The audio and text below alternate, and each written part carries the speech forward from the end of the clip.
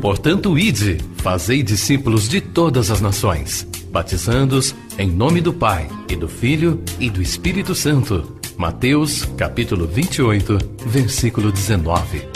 Assim diz o Senhor: quem tem ouvidos para ouvir, ouça o que o Espírito diz às igrejas.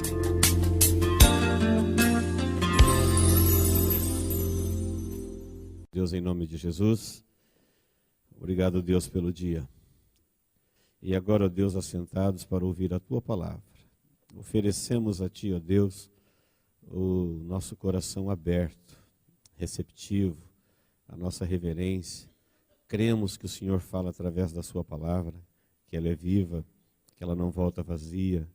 E por isso te pedimos, Deus, use ela mais uma vez e fale ao nosso coração. Em nome de Jesus oramos. Amém. Romanos 8, versículo 18. Diz assim: porque para mim tenho por certo que os sofrimentos do tempo presente não podem ser comparados com a glória a ser revelada em nós. Somente este versículo, se você puder em casa depois, leia até o 30. Romanos 8, 18 até o 30. Esse é um dos textos. Eu quero falar hoje sobre a maior vitória de um cristão. Talvez você nunca pensou ou tentou enumerar o que seria a sua maior vitória. Mas, se você tentar, eu quero já te adiantar que a maior vitória de uma pessoa não é a fecundação. Você sabe que para nascer, você venceu uma corrida contra milhões de espermas igual a você. Por uma vaga, talvez duas. Em sã consciência, nós não entraríamos numa disputa dessa. Competir com milhões. Então parece que a fecundação é a maior vitória de uma vida. Não é. A maior vitória de uma vida não é uma vida longa, saudável. Por mais que isso seja uma grande vitória, alguém ter uma vida longa, saudável, não é a maior vitória. E assim vai. A maior vitória não é uma vitória cultural, você aprender todo o conhecimento. A maior vitória não é uma vitória profissional, você se tornar o melhor naquilo que se propõe a fazer. São grandes vitórias, mas não é a maior. A maior vitória também não é uma vitória financeira, alguém que sai do zero, constitui um patrimônio milionário. Isso não é fácil de fazer. Isso é brilhante quem consegue nesse ponto de vista, mas não é a maior vitória. E enfim, a maior vitória não é uma vitória moral ou qualquer outra coisa. Nós vamos ver com esse texto que a maior vitória de uma vida é a vitória que ela se perpetua para a eternidade. Qualquer uma outra que termina na morte, ela é uma vitória, por maior que seja, parcial, temporal. Portanto, tem data de validade, tem tempo de duração e ela acaba ali. Nós estamos estudando nas quartas, começamos há 2 quartas, o livro do Apocalipse. No livro do Apocalipse, nós estamos aprendendo que Jesus, glorificado, triunfante, olhos como chama de fogo, boca com uma espada, ele se apresenta e ele manda uma mensagem para o anjo, que manda para João, que manda escrever para a igreja, em todos os tempos, dizendo que ele quer que a igreja tome conhecimento disso. É uma mensagem para os seus servos. E nessa mensagem ele se identifica dizendo que ele é o Todo-Poderoso, ele é o grande Criador, que essas palavras são fiéis e verdadeiras, que bem-aventurados são aqueles que dão ouvido, felizes são aqueles que praticam e se arrependerão aqueles que ignorarem isso.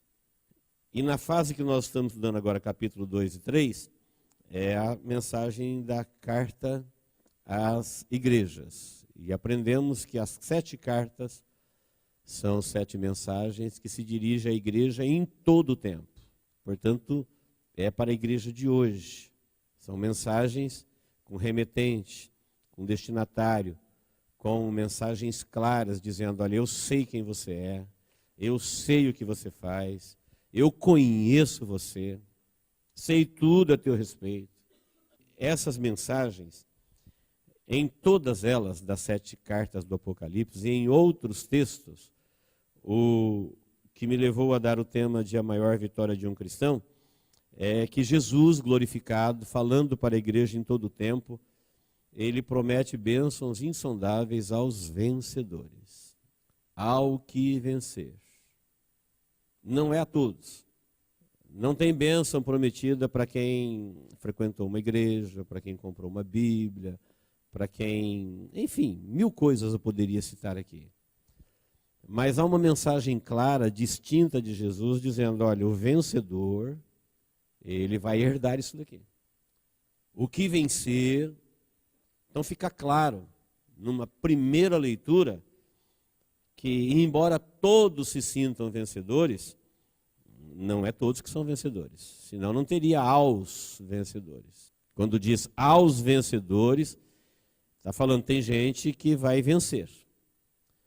E essa vitória que Jesus ensina ali não é essas daqui da fecundação, da vida longa, nenhuma dessas. É um outro tipo de vitória. Por isso o tema ele é importante, porque fala que se você não tiver essa vitória aqui, as outras, elas serão vitórias parciais, por mais que ela tenha lhe custado. A primeira vitória que nós encontramos no Apocalipse, começando aqui a orientação de Paulo aos Romanos, é a vitória contra a maldição. Talvez você nunca pensou que você precisa lutar contra a maldição que paira sobre a humanidade. E humanos é o que somos. Então, quando Deus criou todas as coisas, Ele criou a terra, criou todas as coisas na terra, e o melhor da terra que Ele criou foi o homem. Nós somos pó vivo. Você não vai encontrar no reino animal, nem no reino mineral, nem no reino vegetal, nada tão brilhante quanto o homem. O homem, como nós falamos aqui recentemente, ele é a imagem e a semelhança do Criador. A sua capacidade de fazer o que faz, de criar, de decidir, de pensar, só existe em Deus, fora da terra. Não tem nada aqui na terra, só no homem. E quando Deus criou o homem do pó da terra, o homem, os irmãos conhecem a origem do pecado, o homem, representante ali da humanidade, ele rompeu com Deus, e isso trouxe uma maldição sobre o ser humano e a sua descendência. Essa maldição, ela alcançou todo o planeta. A Bíblia diz, não somente maldito és tu, mas como também maldita é a terra por tua causa. Se você ler a continuação do texto aqui, vai dizer que a terra, a criação, ela geme aguardando com expectativa o dia da sua restauração. Então o reino animal foi afetado, o reino vegetal foi afetado, o mundo natural foi afetado, por isso há convulsões no clima, no tempo, no mar, no ar, na água, em tudo. Tudo. Ferocidade dos animais, a desarmonia, porque todos foram afetados. E como eles foram afetados por causa do homem, depende agora do homem fazer a sua parte, vencer a maldição, a qual Deus propôs dar a oportunidade do homem vencer depois da vitória de Cristo. Antes da vitória de Cristo não era possível vencer. Sem a vitória de Cristo não haveria vencedor.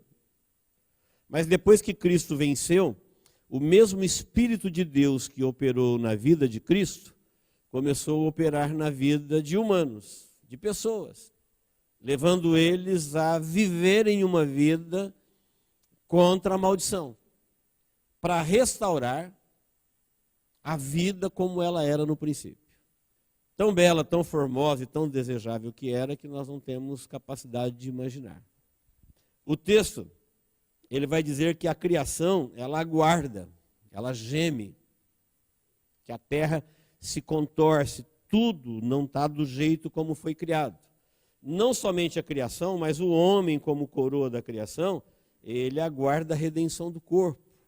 Você sabe que dentro do ser humano existe uma vontade de viver, mas ao mesmo tempo Ele não quer viver para sempre nesse corpo, esse corpo que envelhece, adoece, morre, dói.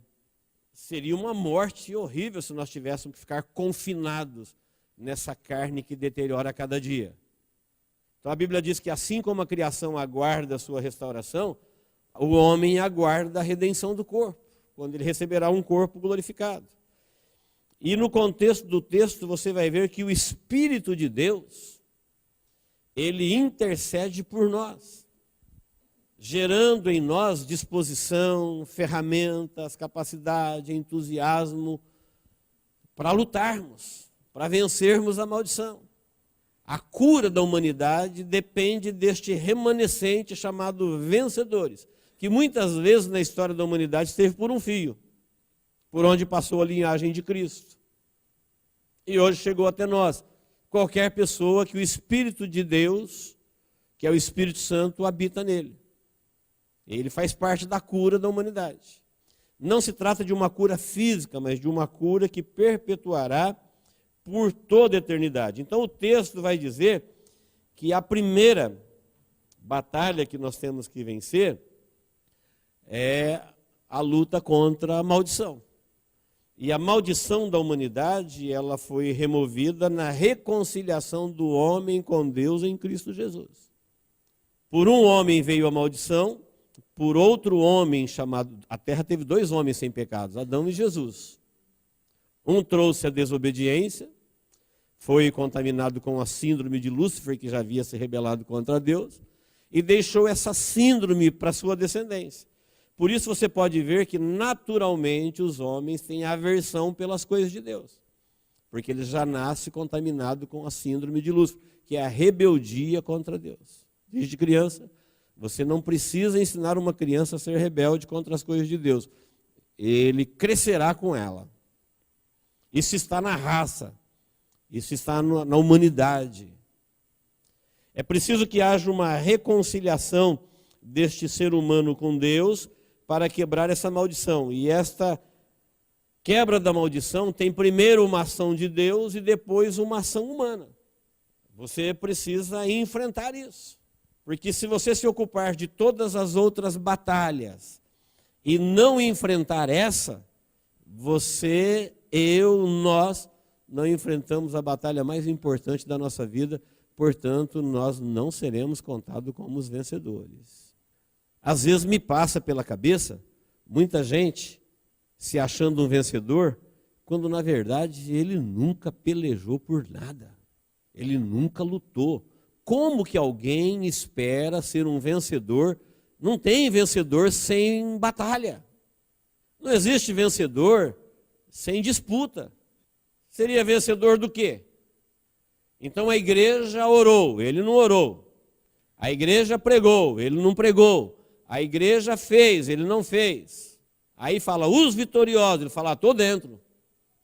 Como? Seria um critério injusto de Deus? Em que alguém entra no bolo e passa batido? Ou é um alerta de Jesus falando para a igreja, olha, é aos vencedores. Você precisa ser zeloso, você precisa ser criterioso. Existe algo a fazer, existe uma batalha para entrar, existe uma disputa.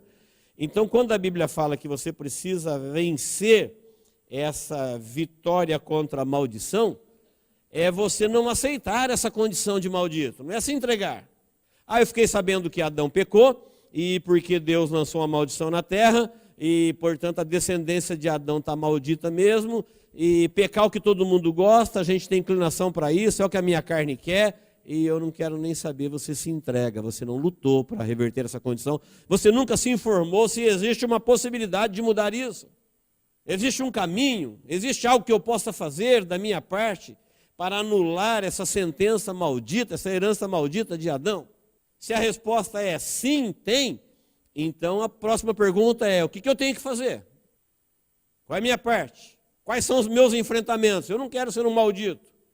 Eu não quero ficar fora do plano de Deus com a humanidade, que reinarão com ele para sempre, e os outros serão banidos para as trevas exteriores. Então existe sim uma maldição, mas existe também uma quebra da maldição, e ela está proposta a todos, mas apenas os vencedores tomarão posse dela. Olha só, o único texto de Hebreus 11, do 33 ao 38, ali vai dizer assim: os quais por meio da fé. Está falando de todos os santos do Antigo Testamento. Fala, olha, esse pessoal do Antigo Testamento, eles subjugaram reinos, enfrentaram leões, passaram pelo fogo, pela espada, pela guerra, pelo frio, tortura, necessidades, calúnia, difamação. A lista ali em Hebreus 11 é interminável, poderia colocar muita coisa. E diz, o mundo não era digno deles. Eram pessoas que enfrentaram o mal, a maldição, aceitaram a proposta de Deus de enfrentar o que foi proposto por Lúcifer e Adão e a sua descendência. E ainda antes de Cristo vir ao mundo, quando Cristo era uma promessa, eles creram, sem ver, pela fé, convencidos pelo Espírito, abraçaram a causa, morreram por ela. Se tornaram pessoas tão grandes aos olhos de Deus que a Bíblia diz que o mundo não era digno deles. E diz o texto, e eles venceram. Venceram o quê? Venceram leões, venceram fornalha, venceram habitar em tendas, venceram o deserto, venceram frio, nudez, escárnios. Se colocaram como pessoas que tinham consciência do prêmio pelo qual eles entraram na disputa.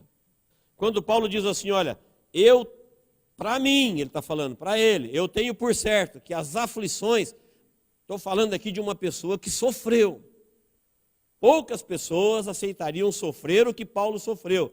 E ele falou, e as aflições do tempo presente, isso não dá para comparar com a glória que em nós há de ser revelada. Um cristão, quando ele se propõe a vencer pela fé, quando ele entende a causa, entra na causa, acredita na causa e vive pela causa, ele sabe pelo que ele está lutando. Ele não entrou numa religião, ele não está no meio do bolo, ele não é alguém que não sabe da batalha. Ele é alguém que tem conhecimento, revelações do próprio Criador, de quem ele é, de onde ele veio, onde ele está e para onde ele vai. E todas as suas decisões são pautadas no conhecimento do que era, do que é e do que há de vir. Do que já foi, do que está acontecendo e como tudo termina e como tudo continua. Esses homens entenderam que aquela situação herdada de Adão, Deus poderia simplesmente fazer como fez com os demônios, com os anjos no céu, e destiná-los para o inferno e acabou. Mas por causa do amor de Deus, por causa que o homem também foi enganado, o engano não nasceu no coração dele, ele foi seduzido. Eva e depois Adão. Deus veio em seu socorro e deu uma oportunidade. Falou, eu vou te resgatar, eu vou te proteger, eu vou quebrar a maldição. E assim como você fez a sua parte para entrar nela, porque não fique pensando que o seu pecado, o meu pecado é o pecado de Adão. Adão cometeu o dele e nos deixou uma herança maldita, mas nós, logo depois da primeira infância, já cometemos os nossos. E é desses que nós estamos falando, que nós precisamos vencê-los. É esse que trouxe a mesma maldição que caiu sobre Adão, que agora cai sobre nós, e nós precisamos nos levantar contra essa maldição. Você não pode abrir mão da sua vida pensando que depois ela será salva. Ela é sua. É um presente de Deus para você, a minha vida é um presente de Deus para mim. A herança que Adão me deixou é muito ruim, mas Deus veio em meu socorro e deixou uma herança bendita em Cristo Jesus. E agora nós temos que lutar por isso, porque se você não lutar, você não será contado com os vencedores. Goste ou deixe de gostar, aceita ou não aceita, é o que Jesus mandou dizer para nós. É assim que é assim que será. Você crê diferente? O problema é seu, você está sendo enganado por alguém ou está se auto-enganando. Não existe uma única bênção na Bíblia que não está condicionada a uma ação humana. Cita uma aí, procure uma. Todas as bênçãos de Deus prometidas para a humanidade, ela tem um se. Se vencer, se for fiel, se obedecer, se praticar. Todas.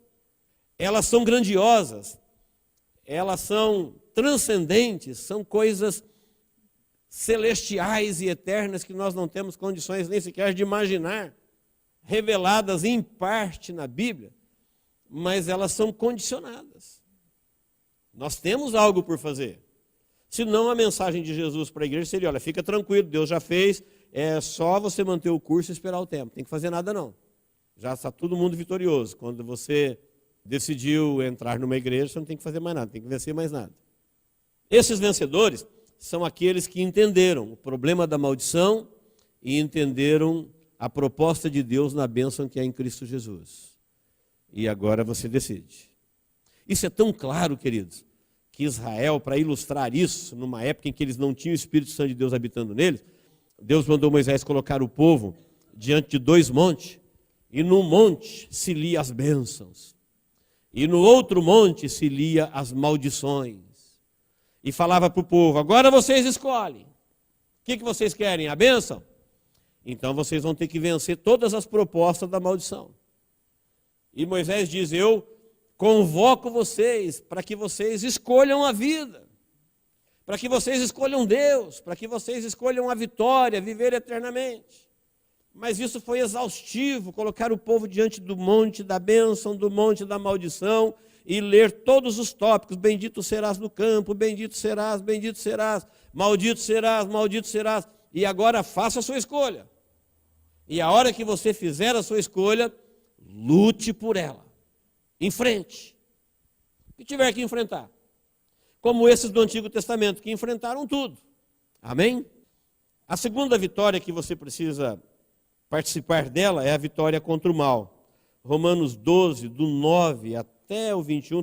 Lá no 21 vai dizer assim, ó, não te deixes vencer do mal, mas vença o mal com o bem. Então, na continuação do que nós estamos falando, você vai ver nesse texto aí, Paulo ensinando os irmãos que existe o mal e existe o bem. E nós precisamos vencer o mal na prática do bem. A gente já se acha o máximo quando a gente consegue fazer o bem para quem faz o bem. Agora, pensar que eu preciso fazer o bem para quem faz o mal, eu nunca me vi pelejando nesse nível. Você já se viu batalhando nesse nível? Nós precisamos caminhar para isso. É a proposta aos vencedores. E você vai encontrá-la primeiro em Cristo. Cristo venceu o mal com o bem. E o texto vai dizer assim, olha, vocês precisam abençoar quem vos persegue. Vocês precisam abençoar quem vos amaldiçoa. É o que o texto vai dizer. O texto vai dizer assim, ó, você tem que ter o mesmo sentimento uns para com os outros. Você não pode tornar ninguém mal por mal. Você tem que se esforçar para fazer o bem, não importa a quem. Isso é uma luta. Tem gente que entende que luta é só financeira, é só contra a doença, é só social. Gente, esse tipo de batalha aí é para quem está pelejando no nível que perece. A igreja vive numa outra perspectiva, perspectiva de eternidade. A igreja é chamada para lutar em Cristo Jesus num outro nível, por outro prêmio, por outras coisas. E o texto diz, olha, não te deixes vencer do mal. Então o mal vai tentar me vencer. Quando que ele vai me vencer? Quando ele encontrar ocasião na minha vida para que eu faça o mal por algum motivo. Pronto, o mal venceu o bem. Às vezes o motivo é uma boa razão para fazer o mal.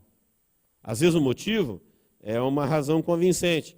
Mas o texto diz, não torneis ninguém mal por mal. Se possível, quando depender de você, você precisa ter paz com todo mundo. E depois, você não pode vingar você mesmo, você não pode dar lugar à ira, porque está escrito que a vingança pertence a Deus. E Deus não quer ninguém sentado no seu trono, fazendo o serviço dele, como se ele não fosse Deus e não fizesse. Eu não posso me assentar na cadeira do juiz e sentenciar. Eu não fui eleito para isso. E se eu fizer isso, ele não vai gostar nada de me ver lá. E Deus está dizendo, deixa a vingança comigo. Mas a pessoa deixa comigo, ele está dizendo. A pessoa fez isso, a pessoa fez aquilo. Ele falou, deixa comigo, isso pertence a mim. Salva você. Luta a tua luta, se importa com a tua vida. Na batalha pela vida eterna, eu não posso ser uma baixa, você não pode ser uma baixa. Se você for uma baixa, o que importa mais? Se na batalha pela vida você foi uma baixa. Nós precisamos vencer. E eu preciso vencer primeiro a maldição que repousa sobre a humanidade. E o humano é o que eu sou, portanto isso pode me atingir. Isso está em mim, eu tenho que vencer isso em mim. Na bênção que há em Cristo Jesus. Não vou abrir mão da minha vida, você não vai abrir mão da sua vida. Depois nós vivemos num mundo onde o mal impera, ele tenta vencer. Você vai vencer o mal com o bem. E não vai deixar, em hipótese alguma, o mal te vencer. A Bíblia diz, ao contrário, se o teu inimigo tiver fome, dá-lhe de comer, se tiver sede, dá-lhe de beber. Fazendo isso, você amontoará as brasas vivas sobre a tua cabeça. Eu li o versículo 20. E o 21 diz, não deixa isso acontecer com você. Seja lá o que a vida nos trouxer, você não pode deixar o mal te dominar. Nós sabemos o que é mal. Nós sabemos o que é bem. E quando eu coloco a cabeça no meu travesseiro, eu sozinho, e você quando faz o mesmo, você sabe se o mal entrou na sua vida ou não. Se os seus planos, se os seus pensamentos, se os seus desejos, se os teus sonhos são maus. Se a resposta é formal, ele te dominou, você precisa vencê-lo. Senão tudo estará perdido. Mas isso aqui é o mais fácil. Vencer a maldição por meio da fé e lutar contra o mal é o mais fácil. Porque nós já temos naturalmente aversão pelo mal. Sim ou não? Amém? Parece que a gente está chovendo no molhado. Mas é preciso saber disso. Porque tem gente que desde que ele tem uma boa razão, ele aceita fazer o mal. Desde que ele tenha sofrido injustiça, ele aceita fazer a vingança. Ele é bom desde que não pise no calo dele. Ele é bom desde que ele esteja ganhando sempre de 3-0. Mas se de repente ele estiver perdendo de 3-0, ele já não é mais bom. O mal aflora. Se ele tiver um bom motivo, o mal desabrocha, estava ali embutido, escondido, fazendo mal ao hospedeiro. Então nós não podemos permitir isso, porque nós seríamos uma baixa. Ainda que você fosse vitorioso financeiramente, socialmente, em todas as áreas, isso não pode acontecer com você. Porque você estaria perdendo o melhor da vida, que é o prêmio da soberana vocação. Mas a nossa batalha fica mais intensa quando você vai ver na primeira carta de João, que nós temos que vencer o mundo. Vencer o mundo, lá diz assim, olha, todo que é nascido de Deus. Aí a gente se enquadra, fala, graças a Deus nós nascemos de Deus, somos filhos da palavra. Por isso nós estamos aqui, ouvindo a palavra, oferecendo culto a Deus, nós somos nascidos de Deus. E o texto diz, todo que é nascido de Deus, vence o mundo. E essa é a vitória que vence o mundo, a nossa fé. Porque enquanto o mundo tem as suas propostas, nós temos fé na proposta de Deus. O mundo tentou num primeiro momento vencer Jesus. Jesus rejeitou aquilo que o mundo ofereceu. Quando Jesus se referia ao diabo, ele falou, vem aí o príncipe deste mundo e ele nada tem em mim. Tudo que o diabo criou, pensou, planejou, ofereceu, Jesus falou, em mim não pegou. Pegou muita gente. O mundo está de 4 pelo próprio mundo. O mundo está babando pelo mundo. E o que o mundo não sabe, que a maior parte, quase todo mundo não sabe, é que o mundo jaz no maligno. Que o mundo ele é um grande engodo, ele é um grande engano. Você vai ver na continuação, no versículo 19, diz assim, olha, sabemos que somos de Deus e o mundo inteiro está no maligno. Mas claro que isso, gente, não tem uma fala minha aqui, é o texto. Sabemos que somos de Deus e o mundo inteiro está no maligno. Se alguém amar o mundo, o amor do Pai não está nele, porque a amizade com o mundo é inimizade com Deus. O que tem de crente, pastores e igrejas que não aceita isso? Eles falam, não, os tempos mudou, e o mundo é interessante, o mundo é legal, o mundo tem projetos maravilhosos, e eles tentam unir o mundo com Deus. Eles acham que Deus, para salvá-los, vai macular a sua santidade, que Deus vai fazer aliança com o diabo e com o inferno, porque eles não conseguem viver sem o mundo. E o texto ainda denuncia, olha, o mundo, depois na continuação, vai dizer assim, olha, porque tudo que há no mundo tem a ver com os desejos da carne, com os desejos dos olhos e com a soberba da vida. Que verdade! Pensa numa produção do mundo que não atende essas três necessidades: concupiscências da carne, concupiscências dos olhos e soberba da vida. Diz o texto assim, olha, o mundo não se preocupa com o seu espírito. E é uma verdade. Dá uma olhada em volta. Por que será que nenhuma escola do mundo colocou a Bíblia como educação infantil? Para a gente ser orientado na palavra desde o berçário. O mundo seria outro. Por que nós temos problemas com a violência, com a droga, com a rebeldia, com a destruição?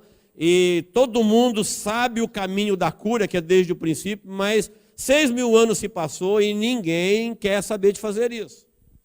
Porque o texto está dizendo, o mundo jaz no maligno, o maligno é um matador, e o maligno não quer nada que cura. O maligno quer um pano de fundo, um engano. E diz assim, olha, o mundo vai oferecer para todo mundo prazeres para a carne, delícias para os olhos e soberba para a vida. É isso que toda a produção mundana oferece. E aí o texto continua, só que o mundo passa, os prazeres da carne passam, os prazeres dos olhos passam e a soberba da vida passa.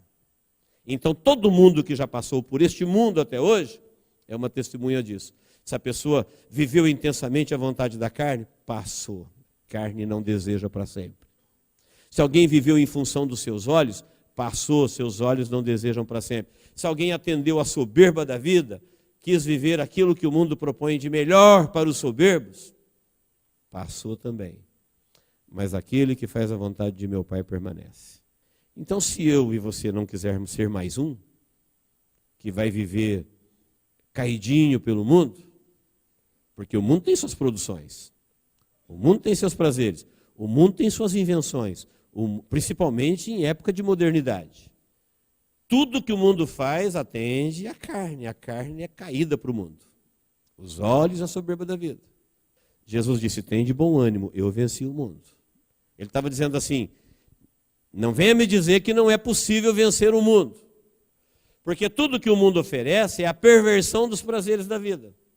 Alguém vai dizer assim, não, mas a carne tem necessidades. As necessidades colocadas por Deus são permitidas, proibidas são as perversões. Nossos olhos têm seus sonhos, são permitidos. O que é proibido são a perversão deles. O homem tem seus desejos naturais e os seus encantos. Porém, o bom da vida foi criado por Deus e é permitido por Deus. A perversão deles que leva à destruição, que são proibidos. E nós precisamos vencer o mundo. E aí eu pergunto para mim, quando que eu me vi lutando contra o mundo? Quando que eu fiz o menor esforço para falar isso é mundano? Isso daqui conspira contra Deus, contra o Espírito. Aliás, eu já vi o contrário, muita gente criticando Deus, a palavra dele, os ensinamentos dele, porque eles são defensores do mundo. Eles são apaixonados pelo mundo, portanto se colocam contra Deus. Não estão entre os vencedores. A Bíblia fala, todo que é nascido de Deus, o próprio Espírito opera dentro deles para eles enfrentarem o mundo. Porque o mundo, desde que é mundo, desde os 2 primeiros habitantes, se tornou um meio de cultura homens e demônios. O que os demônios queriam no céu? Ser adorados. Foram expulsos de lá por isso. Queriam o lugar de Deus. O homem, naturalmente, ele é um adorador, foi criado para adorar a Deus. Portanto, eles estão aqui atrás de adoração. E o homem, para conseguir aquilo que os demônios oferecem para ele, que é poder, prazer e os encantos do mundo, há uma troca. É o que ocorre à solta na liderança do mundo, uma troca. Os líderes do mundo comprometidos com os demônios até o pescoço e oferecendo aos demônios aquilo que eles querem. Mas quando chegar o tempo do fim, aí todo mundo vai para o maligno, todos serão destruídos, e aqueles que foram arrastados com o mundo, como disse a palavra de Deus, o mundo perece, quem amou o mundo, quem se envolveu com o mundo, quem se encantou com o mundo, pereceu junto. Para quem nunca ouviu isso cai como uma bomba, porque nós fomos criados apaixonados para o mundo. Toda a programação que a gente assiste, ela enaltece o mundo e suas produções. Os seus artistas, os seus promotores. O mundo está sempre dizendo para um ser humano, olha, se você for alguém que entrar de cabeça no mundo, olha o que o mundo te oferece.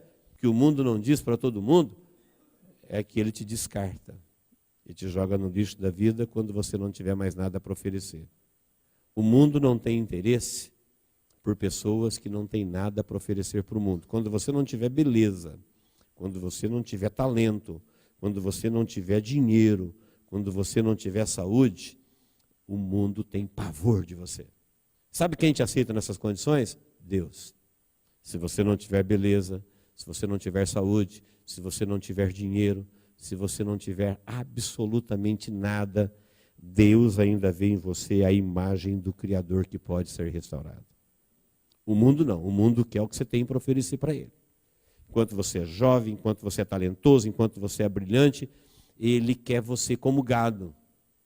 Ele quer você como um apoiador, como multidões. Você deve estar sabendo das notícias que hoje são faladas dos senhores do mundo. E assim como um criador de gado, para não ter problema com o gado, oferece para o gado aquilo que ele gosta, os senhores do mundo oferecem para todo mundo aquilo que eles gostam. Dá para eles aí as produções mundanas, as grandes competições, os grandes campeonatos, as grandes produções. Alimenta todo mundo que eles ficam quietinhos. E a gente banca isso daí, eu e você. A gente banca isso quando a gente compra uma assinatura, um aparelho, uma produção mundana. Mas a Bíblia diz que nós não temos que sair do mundo, nós temos que viver no mundo. Agora, não se engane com o mundo. Não ame. Pelo contrário, você precisa vencê-lo. O mundo vai querer te seduzir, o mundo vai querer te arrastar. E você, para ser um vencedor, você tem que ser um nascido de Deus. E nascido de Deus, disse a palavra, ele vence o mundo. Mais uma vitória. Romanos 8,37 diz que em todas estas coisas somos mais que vencedores. Se você ler o texto ali de Romanos 37 e seguir até o final do capítulo, lá no mesmo 8 que a gente estava, você vai ver em que é todas essas coisas que nós somos mais que vencedores. É qualquer coisa. Qualquer coisa que quer te tirar do propósito de Deus para a sua vida. Paulo falou assim, olha, tribulação, angústia, perseguição, fome, nudez, prisão, morte. Não, eu estou certo que nada disso, absolutamente nada disso, pode nos separar do amor de Deus que está em Cristo Jesus. Ele falou, nem demônios, nem principados, nem potestade, nem o porvir, nada, absolutamente nada, acima, embaixo, em qualquer lugar, pode nos separar. Nós somos mais do que vitoriosos em todas estas coisas. Agora eu pergunto, por quê? Muitas vezes nós não vencemos rabugices menores, miquinhas, coisinhas. Ah, eu não aceito. Ah, eu não vejo assim. Ah, porque me fizeram. Ah, porque aconteceu. Olha os vencedores do Antigo Testamento. Quer dizer então que por uma bobeirinha qualquer você topa te perder o nome no livro da vida? Você vai ver lá no Apocalipse 12, 11, vai dizer assim, exultai, ó céu, com eles, porque eles venceram. O que eles venceram? Tudo. Todas as coisas, qualquer coisa. Enfrentaram a própria carne, enfrentaram o próprio ego, enfrentaram a maldição, enfrentaram o mal, enfrentaram o mundo e venceram.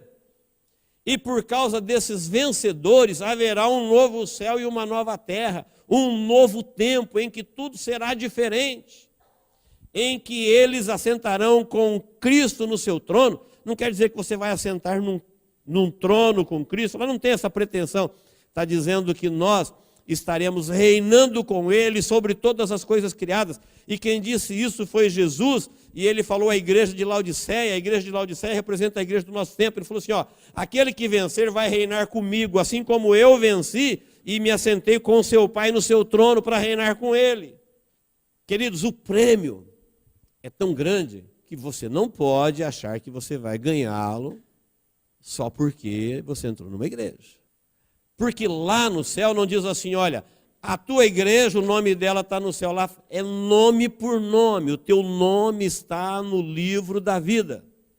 E porque o seu nome está no livro da vida, você viverá eternamente. Portanto, você travou a sua própria luta.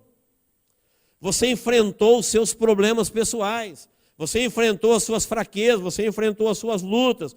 Você enfrentou qualquer coisa pelo prêmio da soberana vocação.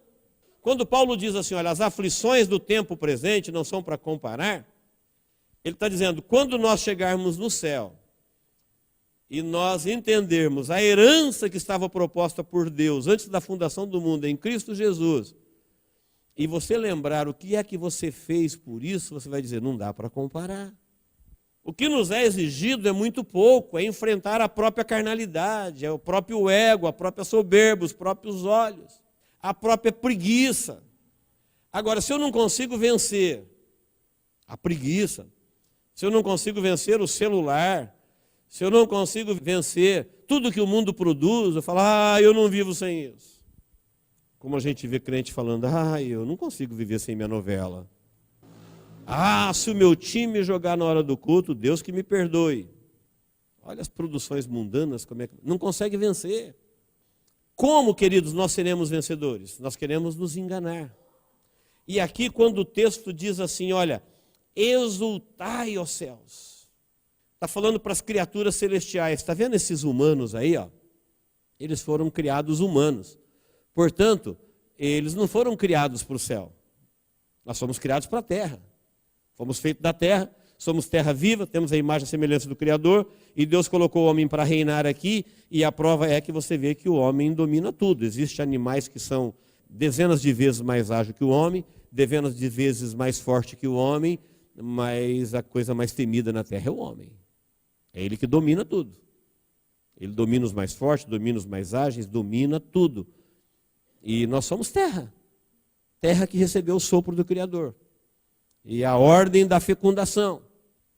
E um dia, quando essas pessoas que foram criadas para ser terra estarão habitando o céu, não mais em corpo terreno, mas em corpo glorificado, aí alguém vai dizer no céu, diz lá o texto, olha, se alegrem, eles são os vencedores da humanidade. Eles venceram. Sabe por que eles venceram? Pelo sangue do Cordeiro, pela palavra de Deus e pelo testemunho que eles deram. Para eles manterem o sangue do Cordeiro, eles morreram, eles sofreram, eles enfrentaram muitas coisas, dentro e fora deles. Propostas mundanas, malignas, armadilhas, ciladas, para a carne, para os olhos, para a soberba. Mas eles venceram. Eles foram vitoriosos. E por causa do sangue do Cordeiro, por causa da palavra, e por causa do testemunho que eles deram, é que eles estão aqui, os seus nomes estão escritos no livro da vida. É nome por nome. Meu nome tem a ver comigo, seu nome tem a ver com você. Não fique em paz como se você não estivesse numa guerra. Existe uma batalha. Eu já disse algumas vezes e volto a dizer, Deus tem planos para a sua vida, mas o diabo também tem. Deus quer você na causa dele, mas o mundo também quer. Você decide ao lado de quem você quer lutar. E aí você vai lutar. Portanto, não fique fora da peleja, não. Enfrente qualquer desconforto. Porque muitas vezes tem pessoas que falam, eu deixei por isso. Quando você vai ver a causa que ele abandonou, será que ele tem ideia do que ele está abrindo mão? Será que ele tem ideia do que ele está perdendo? Ele desistiu do amor de Deus, das vitórias que há em Cristo Jesus, da vida, da eternidade, por causa de uma besteira dessa. Por causa de um ego, porque não abriu mão de ter razão, porque não abriu mão de coisinhas. Paulo falou, não, em todas as coisas, em qualquer coisa, nós somos mais que vencedores por causa daquele que nos amou. E aí, queridos, quando a Bíblia fala o vencedor se assentará comigo no meu trono, porque como eu venci, eu me assentei com meu Pai no seu trono, fala de um reino que disse Paulo aqui em Romanos, o mesmo que João vai dizer em Apocalipse. Quando você vê as aflições do tempo presente, com a glória que em nós há de ser manifestada, você vai dizer, não dá para comparar. Amém? Deus nos abençoe em Cristo Jesus. Vamos orar. Vencedores não nascem por acaso. Vencedores são aqueles que têm consciência dos seus enfrentamentos. Todos os dias.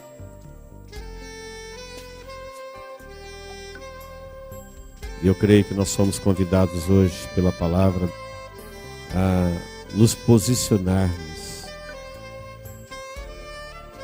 como vencedores,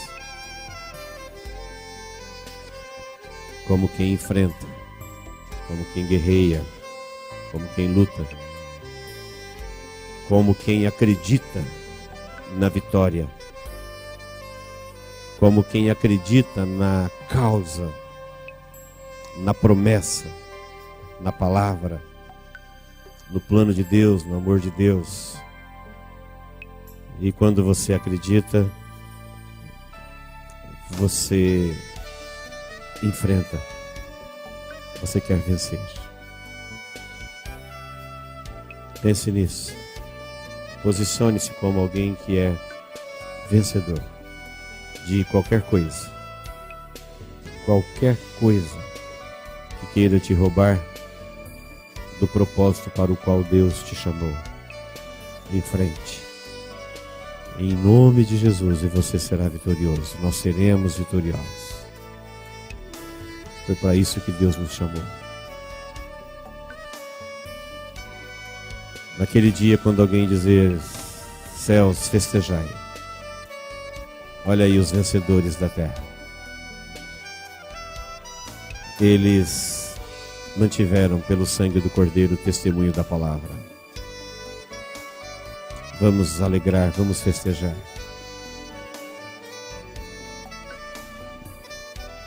Eu não posso faltar nesse dia, você também não. Deus, em nome de Jesus, em nome de Jesus, nós te agradecemos por esse tempo de meditação na tua palavra. E eu creio, Deus, que ela não volta vazia, ela cumpre o que lhe apraz. Coloca, Deus, com clareza a tua causa no coração de cada um. Seu plano, seu sonho, a sua missão. Espírito Santo de Deus, convença cada um quanto ele é amado, quanto ele é conhecido, quanto o Senhor sonha com ele.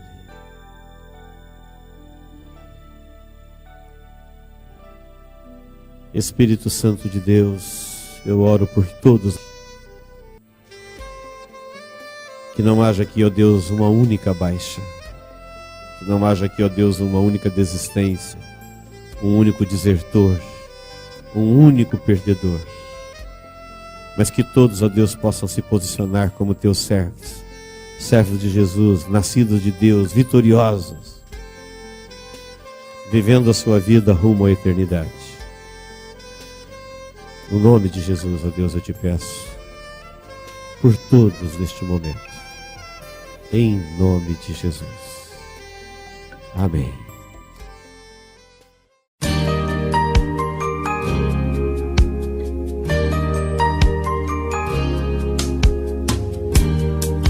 Esta mensagem foi gravada ao vivo quando ministrada na Igreja Evangélica Manancial. Este tema e outros mais estão à disposição do público a preço de custo, com o único objetivo de proclamar a palavra de Jesus nestes últimos dias.